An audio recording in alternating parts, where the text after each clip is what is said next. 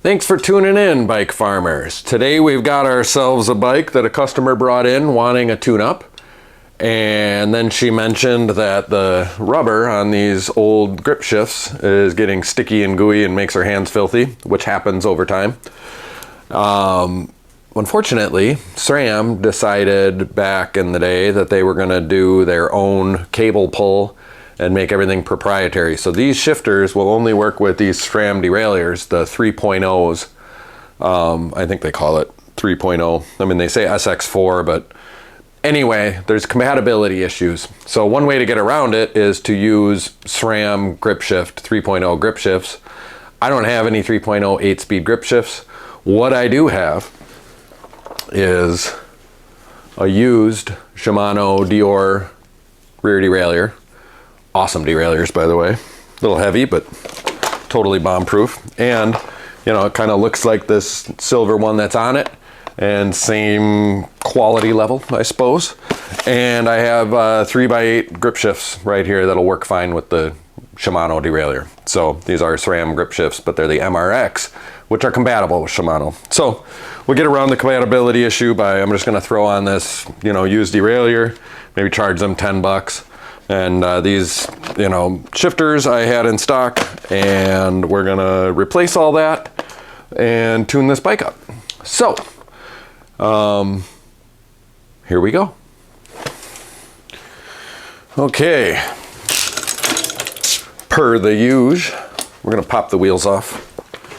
I disconnect the brakes. Give that a couple twists, pop the front wheel off. I just set them up against my bench.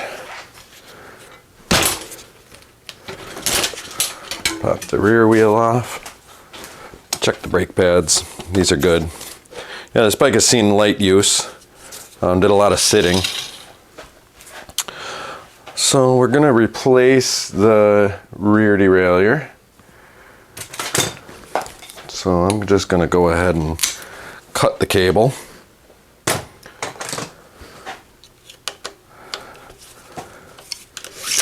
Remove that snippet. That little loop of housing is probably useless because it's a totally different system with these derailleurs. It's actually better, I think. You know, to do the derailleurs, we want to break the chain. So get my chain tool, push the pin out. This is an 8-speed bike, so it's got an 8-speed chain, which I was told years ago that it's fine to reuse pins and 8-speed chains. I do it all the time and haven't run into any huge problems. So I always like to, when I break a chain, I push the pin so it's sticking out. Makes it a lot easier to put things back together. A little bit harder to take it apart, but easier to put it together.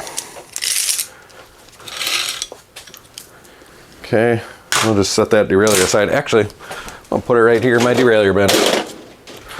That'll come in handy when I have the opposite problem. You know, broken derailleur, but the shifters are still good. And I don't have any of those derailleurs, used ones, laying around. The new shifters come with grips, so I just cut the old grips off. These plugs are pretty terrible. I might put on some decent plugs. We're gonna replace both, so I can cut the front derailleur cable too, which is all pretty, what you call it, internally routed. That might be exciting. The new shifters come with new cables. Hopefully they're long enough. They usually are. This bike isn't that unusual. You know, it's a nice Trek comfort bike. Right up my alley. Right in my sweet spot. I do a lot of these. Most of them come Shimano equipped. And we don't run into these sorts of issues. Yeah, trying to find the clamping bolt. Is it here? Well, how do we get the shifters off? Folks, where is it? Oh, it's way underneath. Sometimes I wonder about these designers, the engineers. Yep, there it is. Got to move the brake lever out of the way and then go all the way underneath here to find your anchor bolt. There we go, nice and tight. Good job, whoever did that. There it is. Sticky and gooey. I think you can find just the grips out there and replace those, but I don't have those either.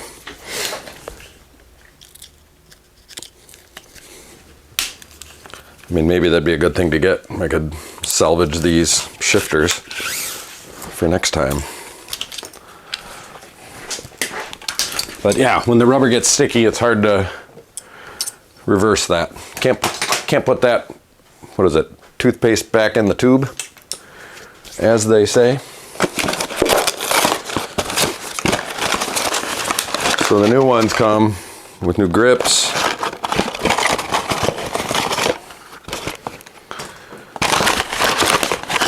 New shifters. Okay.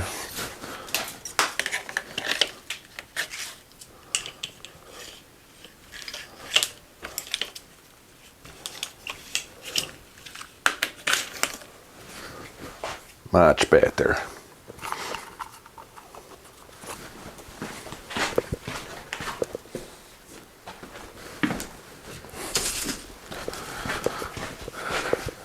Nice little trick with grips is you get some hairspray, some cheapo stuff,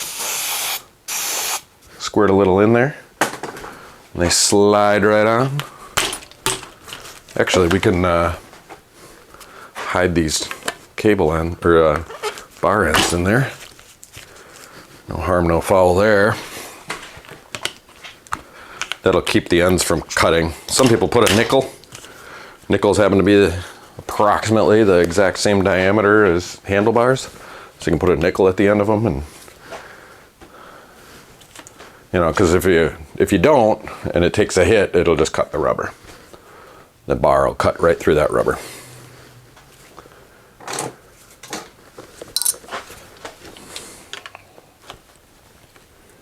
Alright, gonna move that out of the way. Tighten that brake lever down. I'm gonna guess on my angles here. Hopefully get it right. When the bike is done, you put it on the ground and it's sitting horizontal with our earth. And you get your lever angles, you can dial it in a little bit better. I try to make just a good educated guess in the stand. Sometimes I get it right. Saves me some time in the end. A lot of times I don't. That's okay. Deal with it when we gotta deal with it.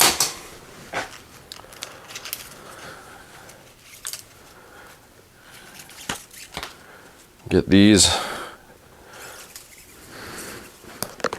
discombobulated.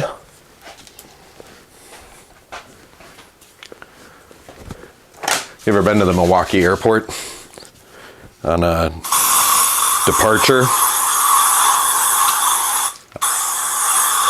And when you get through security, they have a little area, you know, where you put everything back in your carry-ons and everything and put your shoes back on. And they call it the recombobulation area.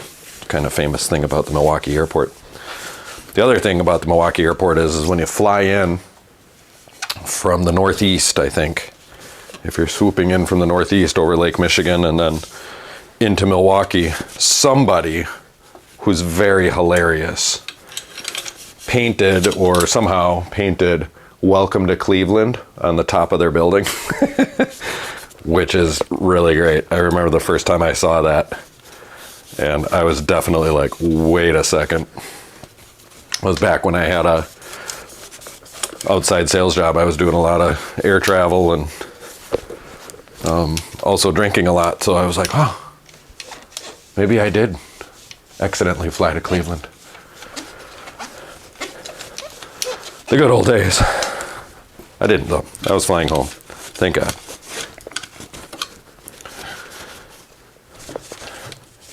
Milwaukee's a good town for that. You know, I assume there's lots of flyers that are like pretty hungover on their way back, wondering where they had just been. Good joke. Okay, so it was a fun little foray into my personal life. Whilst I clean the frame up a little bit. Sometimes I just go and wipe down the frame right away. Sometimes I do it as I go. This time I'm doing it as I go, I guess.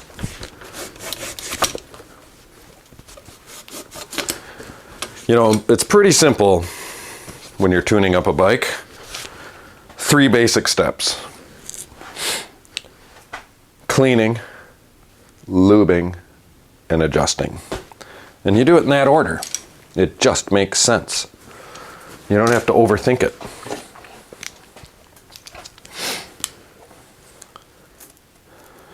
Now, you don't have to clean everything and then lube everything and then adjust everything. You can just clean, lube, adjust as you go along. But you'll notice as you watch my videos, and hopefully you watch all of them a lot. Hopefully it's entertaining enough or informative enough or interesting enough that you do. And if that's something that you see yourself doing, subscribe to the channel, please. And click that notification bell so you know when new ones drop. Especially I do 2-part videos and that kind of thing. And it's nice to know when part 2 is up. You don't have to keep checking. The notification bell is helpful. And then if you like it, just give her an old thumbs up for me.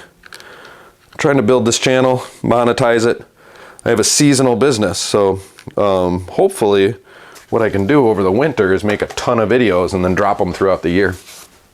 But I amass a collection of used bikes and I have plenty to tune up and then I resell them in my shop. And so that's how I want to start spending my winters, is making these videos for you, editing them, getting them all ready to go. And then in the summers when I'm busy in my bike mobile or here at the bike shop, I don't have to be making videos in the morning. It's pretty hard to do it all. So that's the plan. And I need your support to do it. I think it'd be a pretty nice lifestyle. You know, that's what bike farming is figuring out different ways to monetize my property here and my life with bikes, bringing them in, processing them, and selling them, or charging for service or whatever, just monetizing as I go.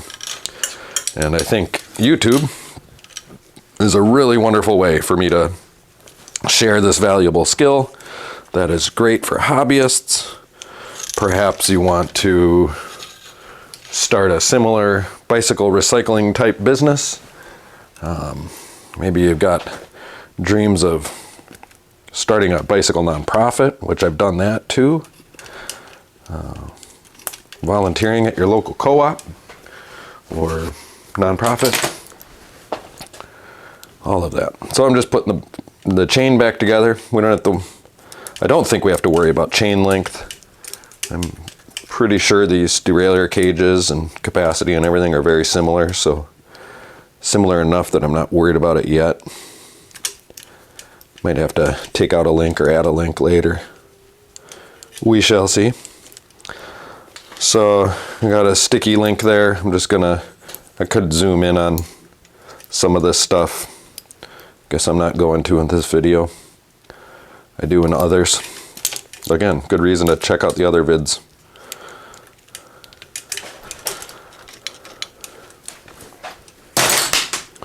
Okay. That's pretty good. Let's do some wheels. Pop the rear one up. I don't know why, but it seems like I always do the rear one first. But again, cleaning, lubing, and adjusting.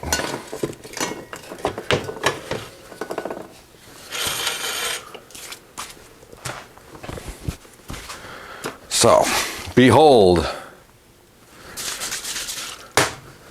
or power wash, which is very low. So I'm gonna hit this with some power wash first, and then I have rags of different colors. It's a Dolly Parton thing.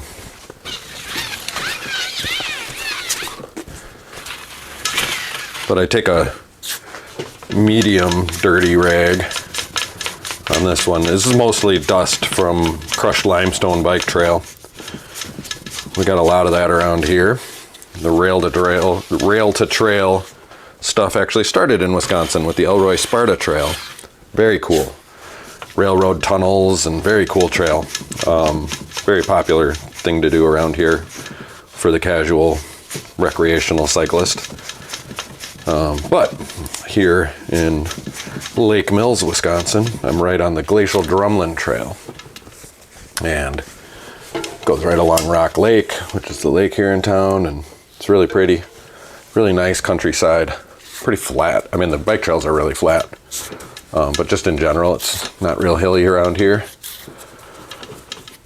and good casual cycling. So you get a lot of these comfort bikes, a lot of hybrids. You know, that trailhead is 11 or 12 miles from Trek headquarters, and it connects a lot of southern Wisconsin.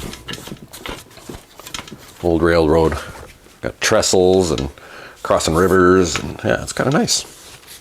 We're really lucky to have it right here on the edge of town. But that's all crushed limestone. Nice surface to ride on for many different bikes. You know, you can get a road bike on it if you want. I always tell people 28s are better if you want to be comfortable.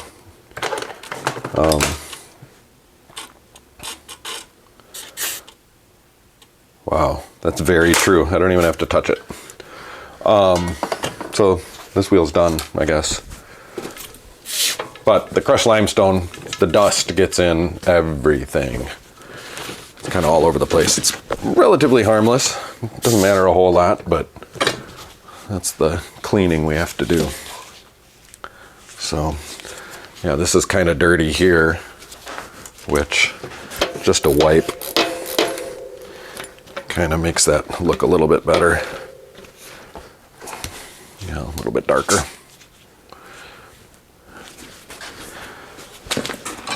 And then we do the same thing to the front wheel.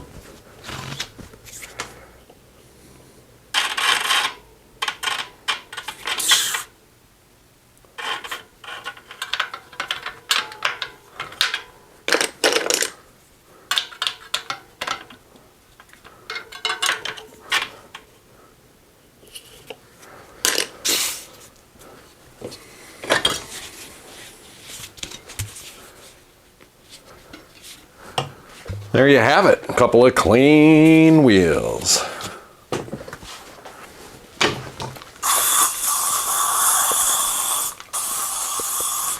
I'm just gonna go ahead and clean up the front of this bike a little bit. Some basic furniture polish. I was reading on one of my groups, Facebook groups. Can't remember if it was the mobile bike guys or I think it was the mobile bike guys. About different bike polishes. I guess Pedro's makes some stuff that's really good that people are liking. So I thought I'd maybe try some of that, but I've been using furniture polish forever. And I've never found anything that's quite as good. Or as cheap.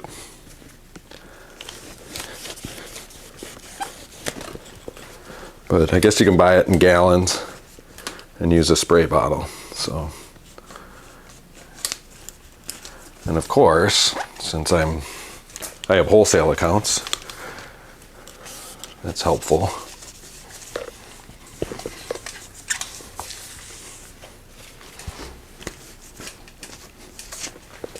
How about that? How about it? Hey-o.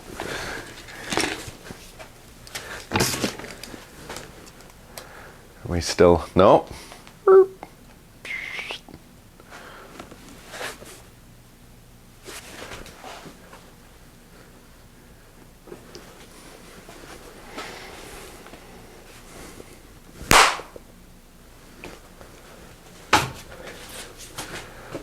Okay.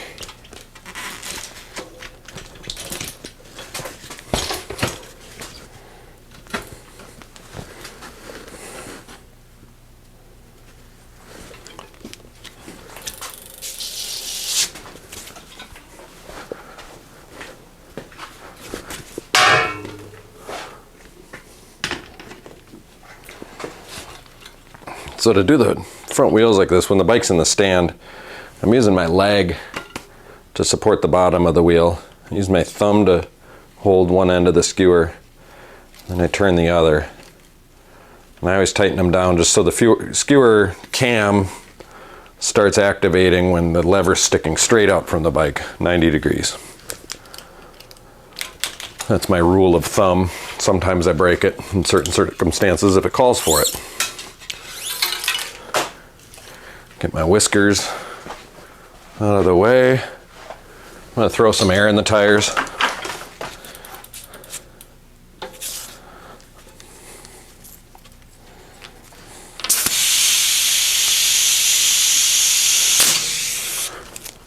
These are the original tires for the bike and they're still good. These aren't bad tires. From my experience over the years, you know, they don't get all cracky. They don't rot out. I don't think they have a really great resistance to wear. I think they do wear out quicker. But these bikes don't see tons of miles. You know, they just get ridden for a few miles at a time. So they're good enough for who it's for. All right, I'm gonna throw some lube, thread these cables through their housing. Hopefully not run into too many weird problems with the internal cable routing. I don't remember, it's gotta be this way, so the housing crosses.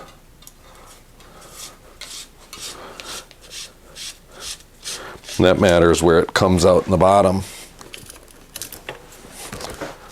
Hopefully it comes out that one. Yep, there it is. It's coming out right down here, just where we want it for the rear.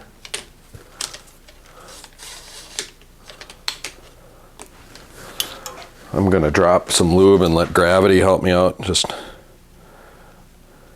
drop some lube right there, and then if you move the cable back and forth, that kind of sucks the lube into the housing. And that's good because water might drip in here. And so if you have a bunch of lube sitting down in the, there's a loop down there. So that's what I'm thinking of, is gravity will carry that lube down in there, and then if there's enough lube, if moisture happens to get in there, it's competing for action with the lubricant, you know, the water and the lube compete for dominance, and hopefully the lube wins and we don't get. So I'm gonna cut a new piece of housing here. I'm just kind of measuring it, eyeballing it. This is 4 millimeter housing. So go to my bin here and grab a couple of 4 millimeter ferrules. I always check to make sure there's a hole. Sometimes when you clip them, it gets pinched, and then you gotta widen that out with a pokey tool, which I don't have to in this case. And these ferrules fit on really tight, so I could have worked a little bit harder there to squish them onto the housing. But what I've found is a little bit better technique is get everything threaded through and anchored down.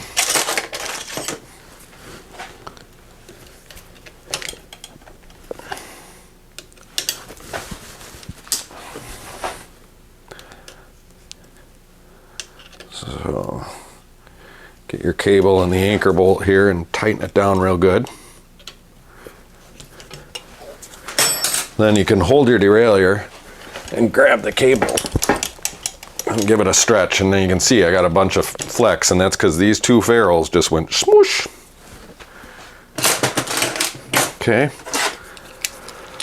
And then the barrel adjuster on the shifter, I left out a few turns. So then I can pull this cable as tight as possible, and if I need to loosen it a little bit to adjust it, I have the adjustability in the shifter. I also have a barrel adjuster on this derailleur, so it's nice to have both spots to make those little tweaks when we adjust the indexing for this particular drivetrain transmission.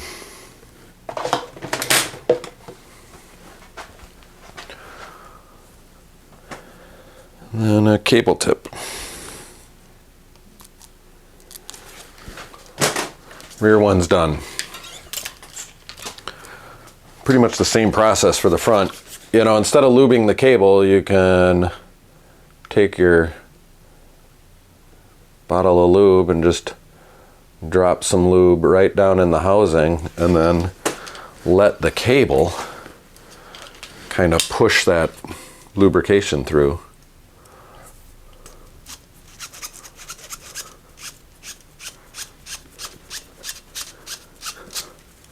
We'll see how this ends up. It has found its home. Oh, there we go. Okay, so again, there's a loop.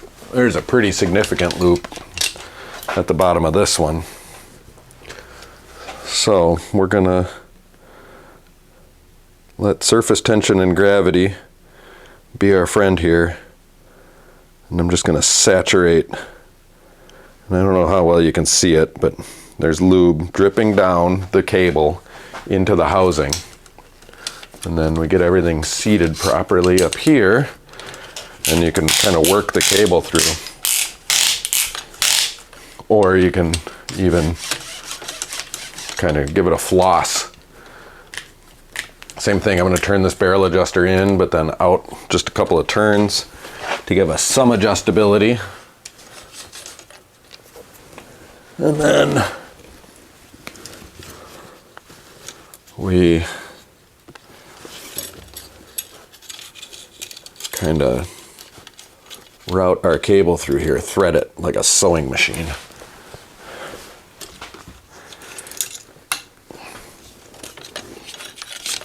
There you go. Everything's moving smoothly. I'm going to crawl over here and anchor this cable down.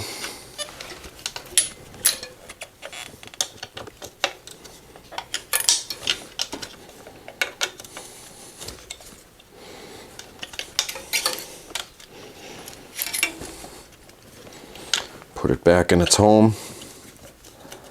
And this one we haven't replaced any housing or anything.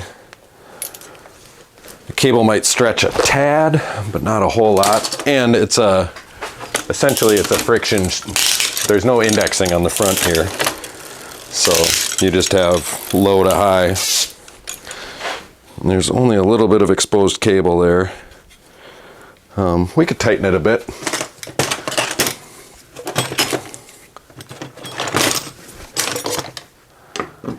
I think the T-handle Allen wrench is the best for doing cables. You can kind of grab the end of the cable with the pliers and pull real tight, and then the T-handle gives you enough leverage to loosen and tighten the anchor bolt adequately. Essentially, you know, with the 5mm, which is really popular, I use these three, right? These are the three different ones, and I use them all for different purposes. This is like when I want a lot of dexterity, and I don't need a lot of leverage for the long way, but I want to get a ton of leverage. I use this one. This is if I want to be kind of far away from the work, but still get leverage, T-handle. And then this is when you got multiple things going, you know, and you want to be in close and have leverage. That's the best. So a lot of times for adjusting seats or stems and that kind of thing, I use the 3-way. 4, 5, and 6. Those are the popular ones. The most common, I suppose. And a cable tip.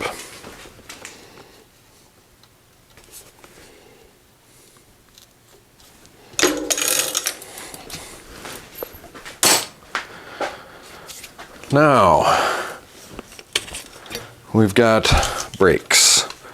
So again, with these step-through bikes, you get all these loops, these housing loops. Everything loops, bleep, bleep, you know, you get loops. And moisture gets in there no matter what you do, and then it all sits at the bottom of the loops. This one has been stored in a dry place, so it's not too bad. I think I can get away with just dropping lube, letting gravity pull it, and you can help it along. Oh yeah, I can already feel that's so much better. So much way more better. Hey. Way more better. Hey, that one's gonna get a comment.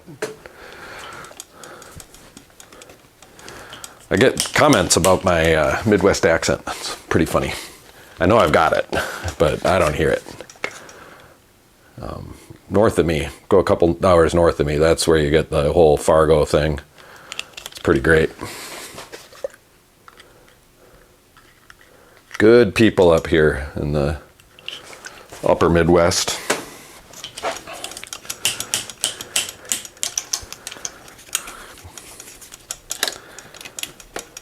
People come out of Chicago and cannot stand driving up here because everybody's like slow and overly courteous on the road. It drives me crazy too. I really like driving in the Chicago suburbs where everybody's just got a place to go and they go. That's more my style, but definitely the culture around here is everybody's very concerned with the other people and making sure that they're comfortable. And so, you know, you just have people like at intersections just staring at each other for 10 seconds, trying to figure out who's going to be the first to do the selfish thing. Oh, so here we are with all this extra chain flopping around here. Now we know we can, you know, take a link out. So I suppose we got everything hooked up, got the rear brake working. Actually made a couple of adjustments there while I was yapping. Didn't even think about it. I adjusted before lubing. Breaking the cardinal rule. You always want to lube first and then adjust. Doesn't make any sense to do it this way because now that things are lubricated, the system has changed. Not a lot though. And you know what? This is sticky here on these shifters. It kind of drives me crazy that they did that with these shifters. Like, you didn't need rubber there. So I don't know. I've heard that cornstarch can kind of slow the process or reverse things or something, but it's just kind of gross.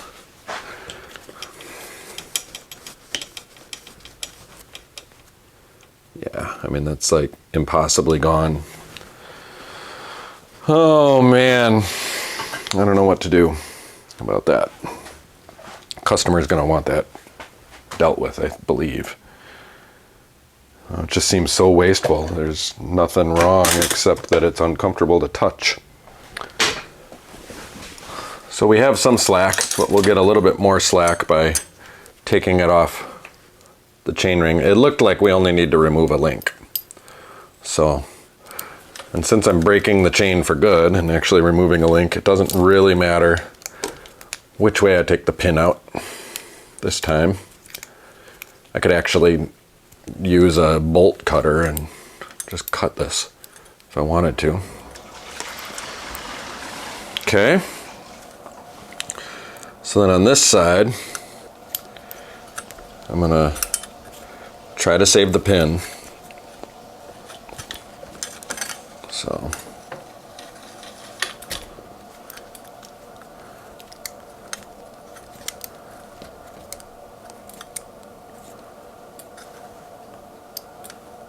oh, I guess I'm not in the frame.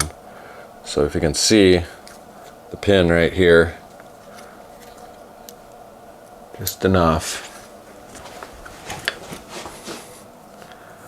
Just enough so I can break the chain.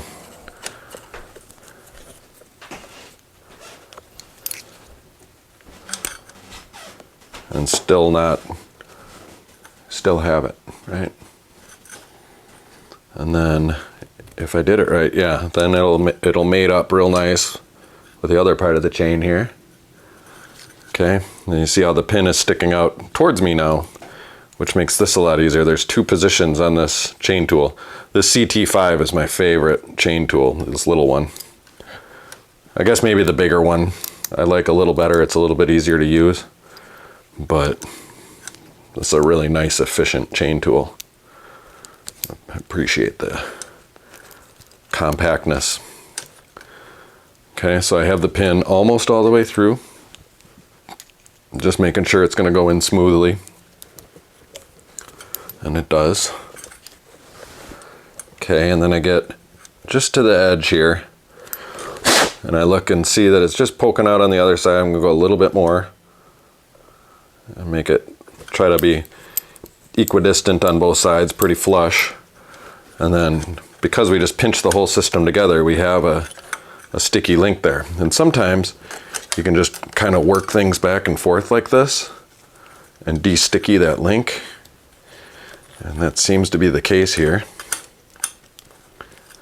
Very good. Oh yeah, and then we're fine. But you do have this other, so I just smushed everything together by having the chain in this position. But if you put the chain in this position and then just kind of go like a smidge of a turn, just a smidge, then that'll push the pin through but not pinch it. And that'll loosen that link up too and free things up if you got a sticky link. And there, now we've got a little bit of cable tension. We're in small and small, and just a little bit of cable tension there. It's good enough. So we're gonna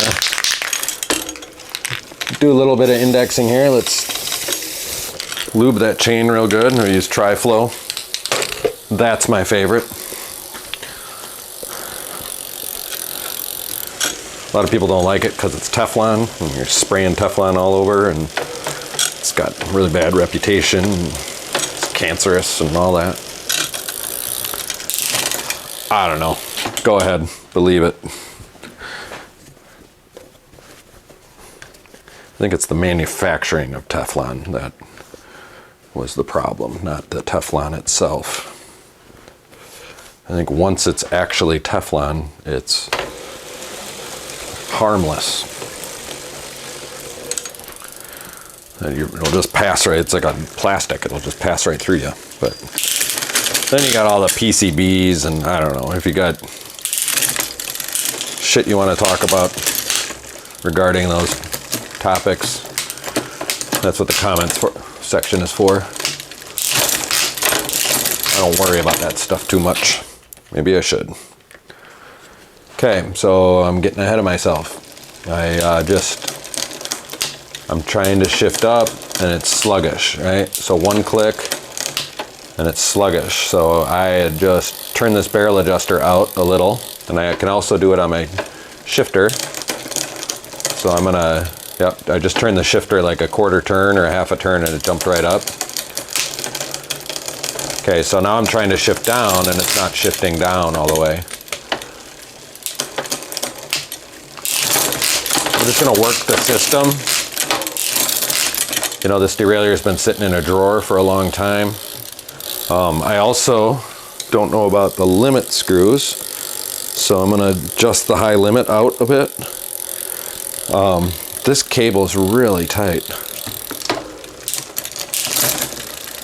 Okay, so that limit looks pretty good up there. I'm gonna back it out a smidge. And I tighten the cable just a bit. So down, down, down, or up. Down into a higher gear. Oh, there we go, it dropped right in there.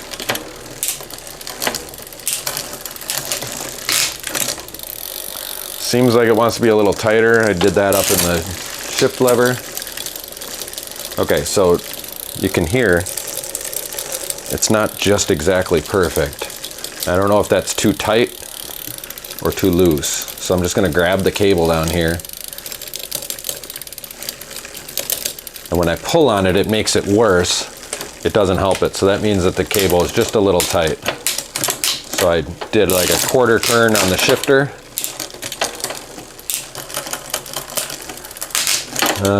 I don't know what to do here. It's shifting right. It's all gonna be, these shifters aren't the most precise index.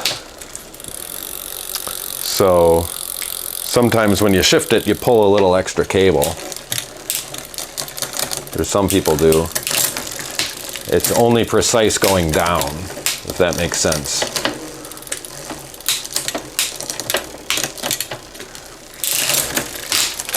I think that's good enough. So then in front derailleur, it's in the middle ring. All you're really worried about is high and low here because it's friction shifting all the way through. So that's working swimmingly. We'll leave it alone. Okay, onto the front of things. We're going to use that same technique of dropping some cable and allowing gravity and surface tension to work for us. Just drop a few drops of lube in the situation here. I like to lube these pivots back here too. And then drop some in there. Don't forget to lube your noodle.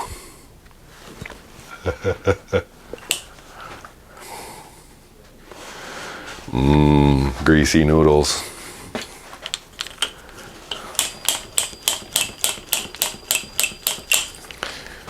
And put some lube on the calipers. Let it work its way in there.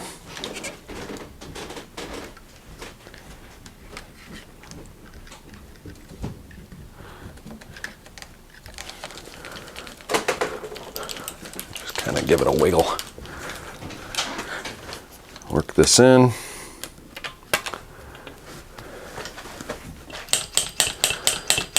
Now you can see here, it's only pulling from one side. It could be two things. The wheel could be in crooked, so we'll check that. And I'm just loosening the skewer and pulling straight up as I can. Trying it again, and yep, sure enough, the wheel was in crooked. I mean, that's really quite good.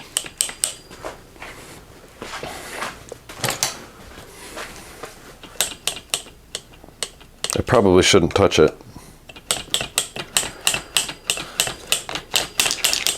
Oh man, you know, this one feels fine and this one's all sticky. I wonder if I could find in my parts bin a new one of these pads. You know what I found is new levers. What do you say? It's not that hard to do. Should we do it? Okay, fine, we'll do it. So this is gonna be extra easy because the hairspray hasn't dried yet. And we can, so if you disconnect both brakes, that gives you enough slack. You can take your barrel adjusters and adjust them such they're keyed, or not keyed, I don't know what you call it. And you can just work your cable out that way. So here's the brake cable. This one, go lifty loosey. Oh, she's gonna lose her bell. Okay, we'll just do this side because she's gonna want her bell. Yeah, the new lever, this side lever, left side lever. Well, I could replace the bolt. We're just going to replace the right side. So we will remove our shifter. And then, so I'm using the 3-way here because we're in close and needing leverage. So here's the old one. And we could just replace this part, but it's almost easier just to do this.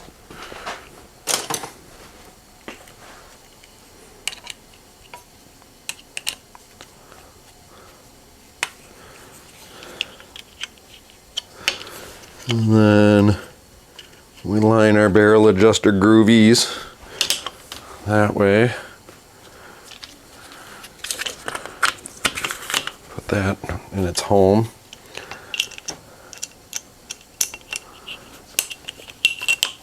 Get your cable to go through the groovies. All right.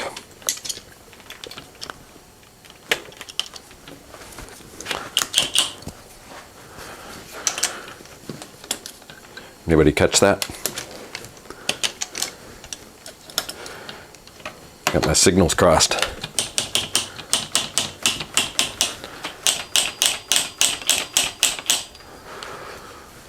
I'm gonna need to make an adjustment to that rear brake.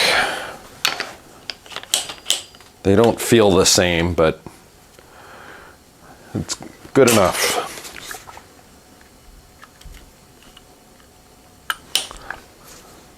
Slight improvement.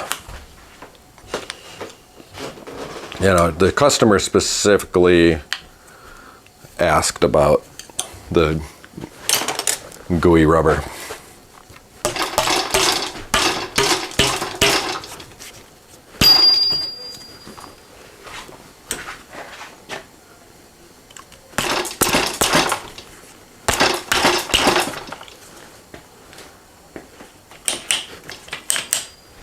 Okay, well that went pretty well. You know, if I don't mention it, they wouldn't even know, but I do want to charge a little bit for that lever. And go slightly over my estimate, but I think I'll only charge them like 10 bucks for it. Maybe 5, because it's used.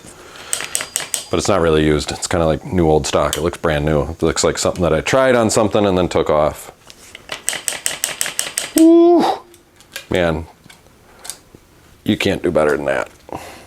It is a perfectly adjusted front brake. I mean, that feels really good, even with the little spring in the noodle. Even with a springy noodle. And I mentioned this needing a little bit of adjustment back here. Not much. I'm gonna adjust my spring tension, add a little bit. It's very one-sided.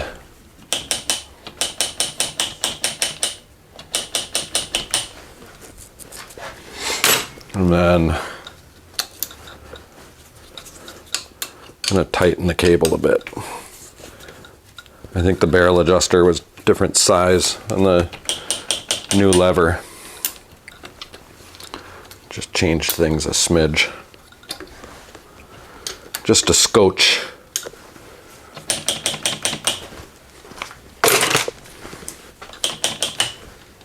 Okay. Add back a little tension there. Muy delicioso. So a couple things I like to do on my tune-ups is I go through and I drop a little bit of lube in each of the bolt holes. Something I learned years and years ago tuning up used bikes in Madison or refurbishing bikes. It really helps keep rust at bay, so you don't get, you know, rust in your bolt holes. I just know from this bike and its appearance that it is stored in an attached garage that's, you know, climate controlled at some, you know, it's kept out of the elements. So we don't have to worry too much about that, but it's good measure to just, you know, in each one of them, just drop some lube here and there. Anywhere that you think some moisture might collect or end up. And then you go through with a 5mm and kind of tighten everything that makes sense to tighten, or just check, touch the bolts. You know, that one was a little loose, so you want to check it then.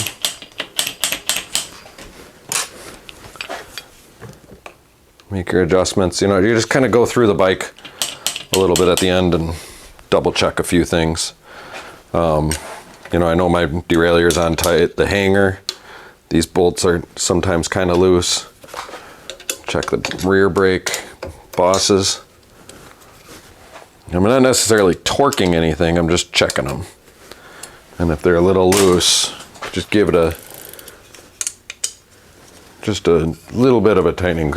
Bottle cage screws, just so things don't rattle apart. And then grab your 6mm, do your stem bolts. Those are important ones. And you can grab your 8mm and hit your crank bolts, which also can get rusty, so fill them full of Teflon.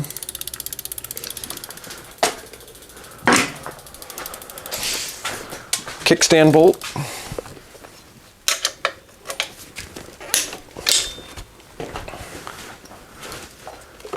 That one was good and tight. You squirt some lube up in the kickstand. This front derailleur looks dry. Give it a couple hits.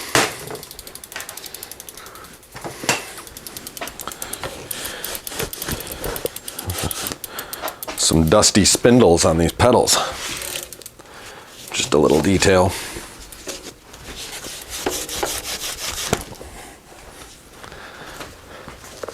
I get a lot of comments when people pick up their bikes. It looks brand new.